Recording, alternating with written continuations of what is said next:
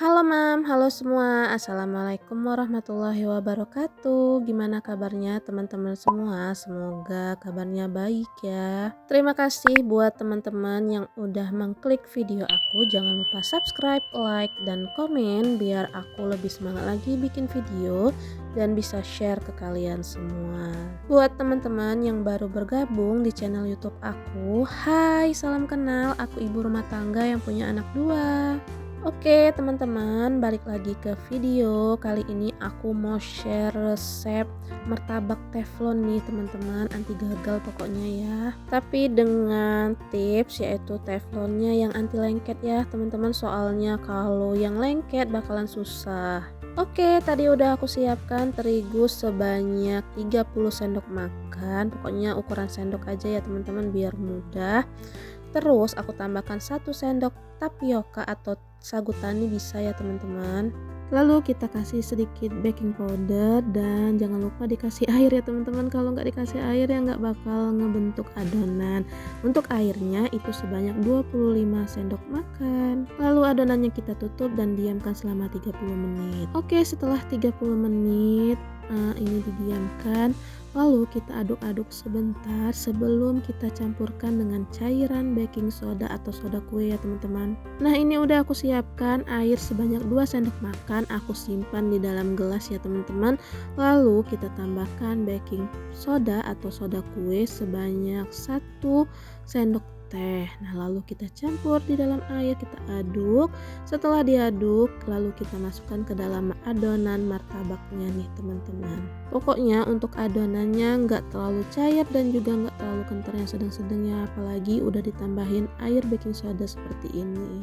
Kalaupun sebelum didiamkan tekstur adonannya terlalu kental, ya biarin aja dulu ya teman-teman. Nanti juga kalau udah ditambahin sama air baking sodanya bakalan sedikit mencair itu adonannya. Nah seperti ini ya, bisa dilihat adonannya nggak terlalu cair, nggak terlalu kental lagi. Maaf teman-teman, ngomongnya udah belibet. Nah setelah kita aduk-aduk lagi adonannya, lalu kita panaskan teflon. Untuk teflonnya nggak perlu diolesin pakai margarin atau dikasih minyak ya teman-teman.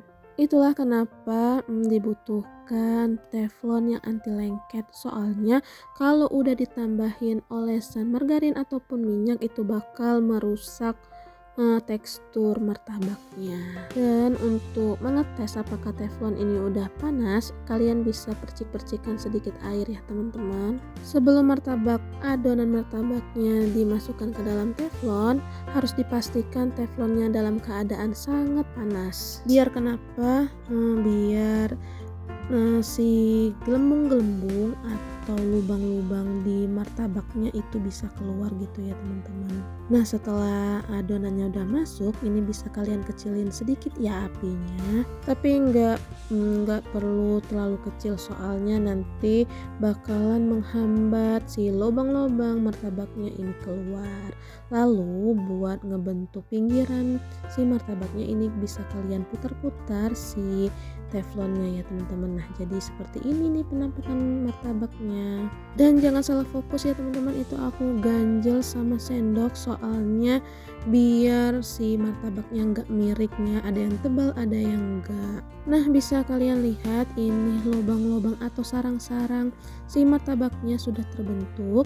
Kalau udah hampir semua terbentuk, ini bisa kalian pecah-pecah pakai taburan gula pasir. Cantik ya teman-teman. Nah kalau udah kita taburin, pokoknya untuk gula pasirnya ini secukupnya aja, nggak perlu terlalu banyak. Lalu kita tutup. Kalau nggak ditutup ini nanti tekstur yang di atasnya itu nggak bakalan kering dengan cepat.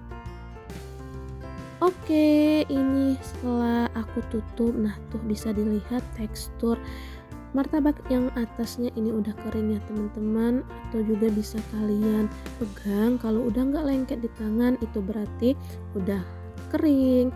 Lanjut kita bisa letakkan di atas talenan atau wadah yang datar ya teman-teman. Tadi bisa kalian lihat ya, kalau menggunakan teflon yang anti lengket, jadi untuk ngambil si martabaknya itu nggak susah, nggak perlu dicongkel-congkel. Oke, ini martabaknya udah aku pindahin di atas talenan.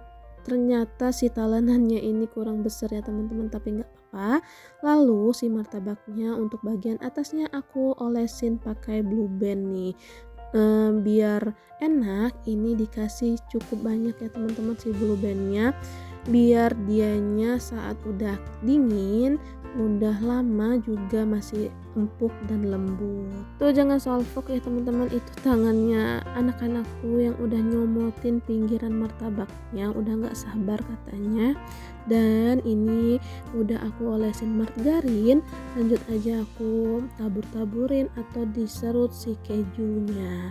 Untuk kejunya sesuai selera ya teman-teman, itulah enaknya kalau bikin sendiri, bisa puas bisa semaunya ya, mau ngasih banyak atau sedikit. Oke, setelah dikasih topping keju, ini aku kasih susu kental manis lagi nih teman-teman.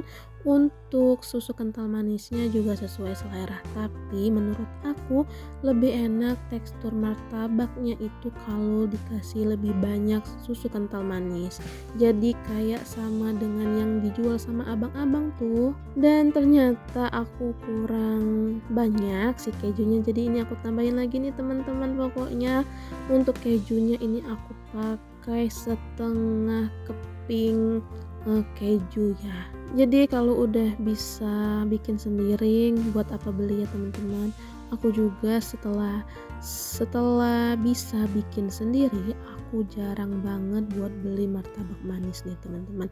Ini pokoknya ekonomis, tanpa telur pun udah enak gitu ya teman-teman, udah kenyal teksturnya. Pokoknya udah hampir sama dengan yang dijual. Oke, setelah aku kasih topping, ini lanjut aja aku potong dua, atau kalian mau lebih mudah sebelum dikasih topping kalian bisa potong dua terlebih dahulu ya teman-teman. Lanjut setelah dipotong dua, ini aku lipat begini jadinya, dan tekstur yang di atasnya itu aku kasih Blue Band lagi nih biar makin lembut ya, makin empuk si martabaknya. Nah, bisa kalian lihat tuh teman-teman, sarang martabaknya itu sangat terbentuk. Ini udah bisa dipastikan kalau martabaknya lembut dan empuk. Nah, bisa dilihat juga dengan potongan martabaknya nih teman-teman. Ini menul-menul gitu ya teman-teman, tuh lihat ya. Dan langsung aja aku potong-potong kayak yang biasa kita beli tuh teman-temannya, aku potong kecil-kecil biar bocil juga mudah buat makannya. Nah, ini aku kesusahan motongnya soalnya si pisau yang aku punya ini nggak terlalu tajam. Jadi buat kalian yang mau bikin martabak, diusahain kalau buat motongnya ini pakai pisau yang tajam ya teman-teman, biar nggak merusak tekstur martabaknya, biar juga cantik hasilnya. Oke, ini aku udah susun-susun lagi kayak nyusun puzzle ya teman-teman. Tadi berantakan, sekarang udah rapi. Oke, alhamdulillah selesai juga bikin martabak. Nah, si bocil udah pada nunggu nih teman-teman, udah bisa disantap sama bocil. Tapi sebelumnya ini bundanya mau tes kelembutan nih, keempukan si martabak yang kita punya. Tuh bisa dilihat ya teman-teman, martabaknya menu-menul. Pokoknya untuk rasa jangan diragukan lagi, bisa kalian coba di rumah.